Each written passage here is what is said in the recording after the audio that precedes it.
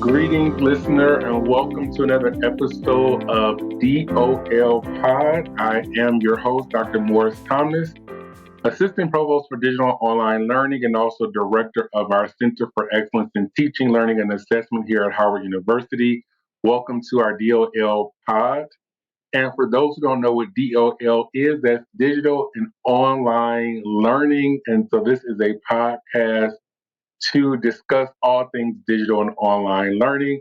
And I am so happy to have one of the preeminent leaders, practitioners, scholars around this topic, who is a senior level executive at a ed tech company who has made time for us today, and that is none other than Dr. Cristi Ford. So happy to have her with us. Welcome, Dr. Ford. Dr. Thomas, really glad to be here. And as you're talking about all those accolades, I'm like, who's coming? Nice to be here with you today. You're too humble. You've done so many things. I don't even want to go down the full list. We've spent a whole podcast talking about your background and your career. Tell me a little bit about yourself and your trajectory to landing where you are as far as in the work that you do in the digital and online learning space.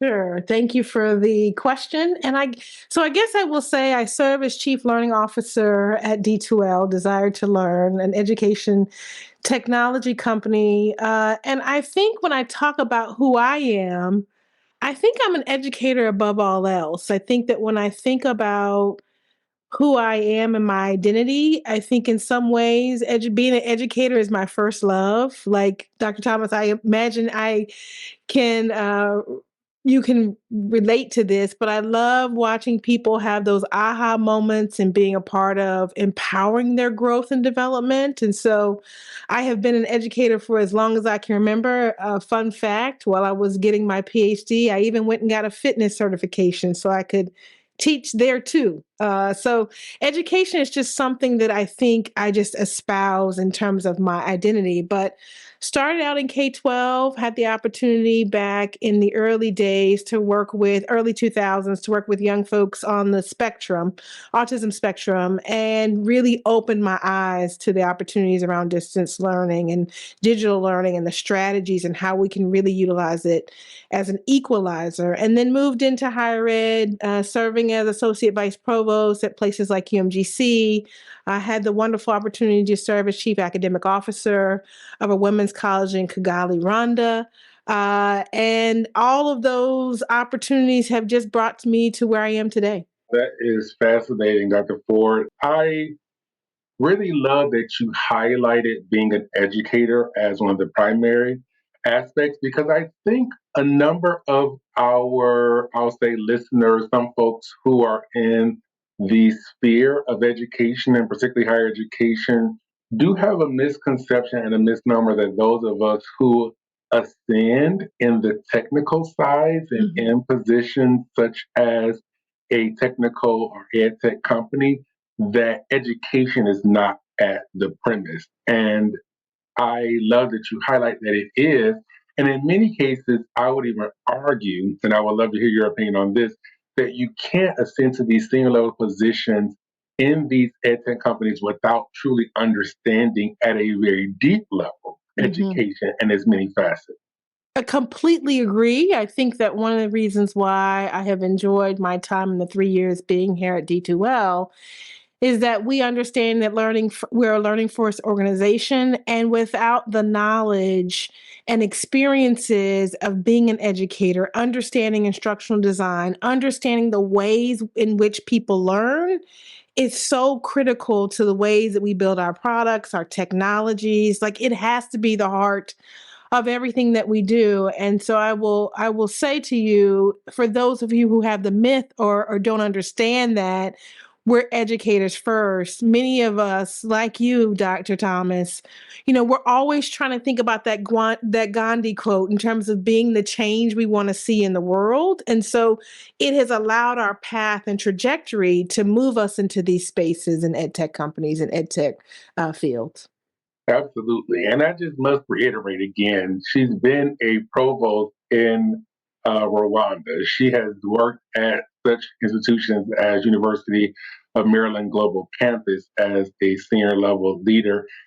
She has started online learning at university. She didn't even go into that. I won't mention that, but she has started online learning at a major HBCU, and just done so many things. And you're always, we most of the time, even though we actually live in the DMV area, the DC, Maryland, Virginia area, not to put out where we live, but where we live, we most of the time find and meet each other at conferences, That's true. other places. We don't usually even get to see each other when we're at home because That's you're true. constantly out on the road and you're all over the world, not That's just true. over the US doing the work that you do. So with that, someone who has such a breadth and a depth in this world, what's in this digital online learning world, what type of mind for you? Yeah, I think it's an excellent question, and I'm glad that you asked guests. And I will tell you, I am going to refuse to say AI because everyone does. Instead, as I think about what else is top of mind for me, I think about the importance of a skills focused approach to learning. For me, as I look at that institutions are redefining their value proposition now more so than ever before, we're finding educators who are looking to industry and vice versa, industry looking to educators to prepare the next generation of leaders and learners and employees. And I think that if we really take some time to reconsider how do we think about the kinds of things that we're expecting our learners to leave our institutions with, AI has really forced us into a corner to really redefine and look at what do we know about assessments? Are we focused on the process or the product? And so this mastery-based approach and skills-based approach to where education needs to go and how we're thinking about preparing learners for that workforce of tomorrow, those are the kinds of things that I'm thinking about and I'm talking about with leaders all across the globe. Similar to top of mind, but slightly different. What's your current soapbox moment? I, I have one, Dr. Thomas, and I'm laughing because I need to nerd out with you for just a second. Sure, I'm all for it. We have so much good research now around learning and sciences and what we know about how people learn.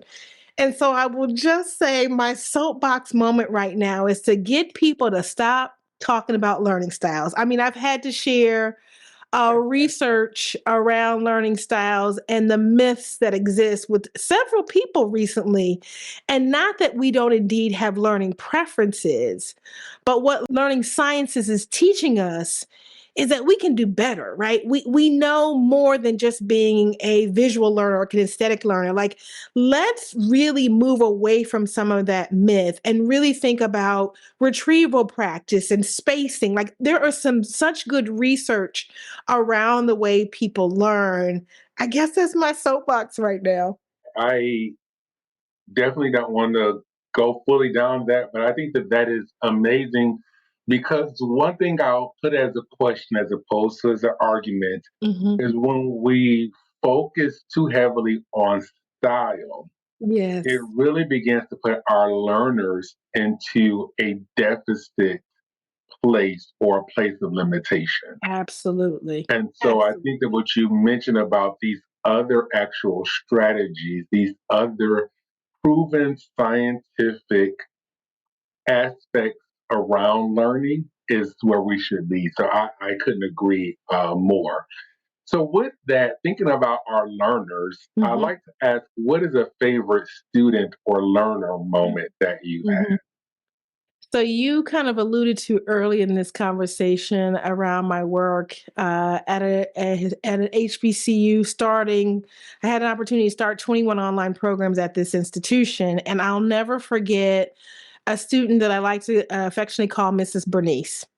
I remember looking over her profile, seeing that she was coming back to this institution to finish her degree, but she was an older student, and I wanted to make sure that she was navigating the online experience well. So I picked up the phone and I called her and I said, Mrs. Bernice, I'm Dr. Ford. I work here as the director, and I just want to make sure that you're doing okay. And she said to me that this was the beginning of coming full circle to a lifelong legacy of something that she started so many years ago.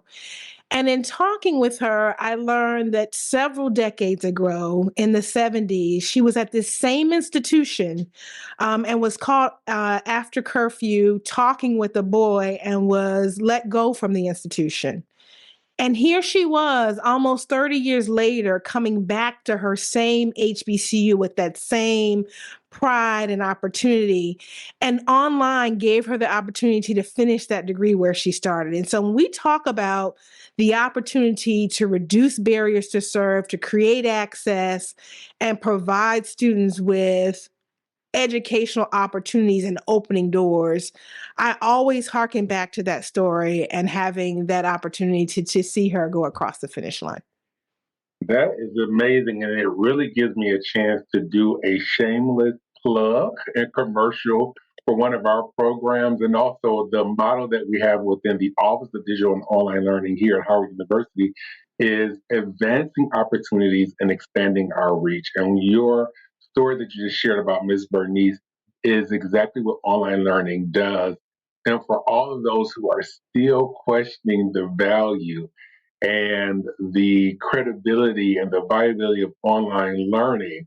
Folks, stop it. It has been happening now for decades, and it is giving access and a chance to some learners who wouldn't otherwise have the opportunity. And here at Howard University, this is the commercial.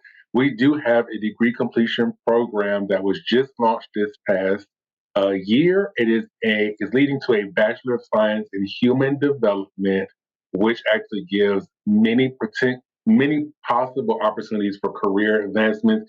And so if you have stopped out like Miss Bernice and it's even you've been out for 10, 20, 30 years, please look at our website. We'll make sure that under this podcast that we drop the link to that program. But we do have a degree completion program where you can come back and complete your degree at the Howard University at the Mecca. So with that, let me get off of that commercial and get to another aspect of this podcast. We love to ask for experts such as yourself to provide us with a digital and/or online learning tip. Yep. Yep. I think that is a great actionable way to get your listeners just new information, new opportunities that can add to their toolkit. I think for me, I am going to go down this AI rabbit hole here and just say that the tip for me, as I work with institutions in Singapore and Hong Kong, I'm headed to the UK next week to work with institutions there, is that we have to be thinking about leveraging AI as a teaching partner and not a replacement. I think it's really critical as I've talked with faculty. I was just at an HBCU not too far from my house talking with the College of Business faculty, and the AI, talking about how AI can enhance engagement when you're thinking about personalized learning and creating efficiencies, but it should be integrated with intention. So, how can we as educators use AI tools driven to support your instructional strategies, whether it's generating discussion prompts or providing adaptive feedback or helping students refine the critical thinking skills? My plug here is that one of the work I'm really proud of at D2L is we've been very intentional about our AI strategy, and everything we do is focused on keeping the human in the loop. So nothing can you do in the platform without reviewing, editing, making a decision about what is created with AI. And we're hearing from a lot of educators just the importance and the thoughtfulness around making sure that we see this as a partnership. So I think it's really critical. The last thing I will say in terms of this tip is, while I've talked about faculty and educators, we have to teach our students, colleagues, and fellow educators how to craft effective prompts to get the most out of these AI tools. And so thinking about thoughtful prompts leads to more meaningful interactions with AI. And so if you haven't had time to double down or create community around that, I think that's a great place to start. Absolutely. So I couldn't echo, ditto, amen you more. I certainly love that. Using AI as a thought partner, and also creating community around AI, and also engaging our learners in how to appropriately prompt and leverage the AI tools. And I like to simplify this and say it's just another technology. We've Mhm. had to adapt and utilize other technologies as another technology. And for some who especially have been more resistant, it's going to be more disruptive for those. But disruption in many aspects and in many contexts can also be a benefit. So, Mhm. lastly, this has been such a great conversation, and I hate that it's coming to a close, but my last question for you in our time together, Dr. Ford, is what would be your proudest digital or online learning accomplishment? So, Dr. Thomas, this was a really hard question to think about, and I will just ask for a little grace here. I have two, and they are equally as important to me, but very, very different. So, in the beginning of this podcast, I talked about back in 2000 working with people at the time that were considered high functioning autism. So, helping young people on the autism spectrum who were in high school who were brilliant, but needed an opportunity to reduce the social nuances, have graphic organization in their courses. We used online back then to give these students an opportunity to have access to from K-12 to higher ed. And I was really proud to be able to help them to continue their education. On the flip side, working in East Africa, creating a blended online program so we could serve more young women in Kigali who quite honestly has survived a horrific genocide. Those students were able to complete their programming in a blended approach. We could get more students in the building. In East Africa, there are concerns around Wi-Fi accessibility that we don't have here in the US, but those students went on to make 12 times the median income of the country. So when we're talking about lifting all sails and empowering learners, I think for me, those two examples, I feel very, very proud of being a part of those opportunities. That those are definitely both worthy of noting. So we certainly will allow those two.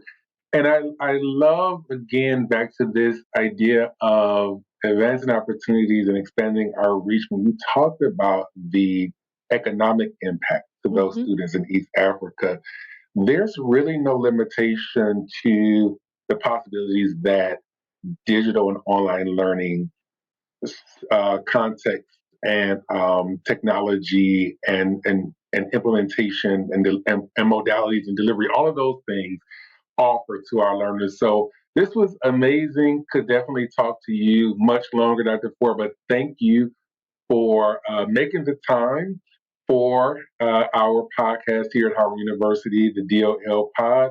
And we certainly look forward to allowing our listeners in on this conversation. So thank you again. And this has been another episode of the DOL Pod. Thank you to our listeners. You all take care. And until next time, I'm Dr. Morris Thomas.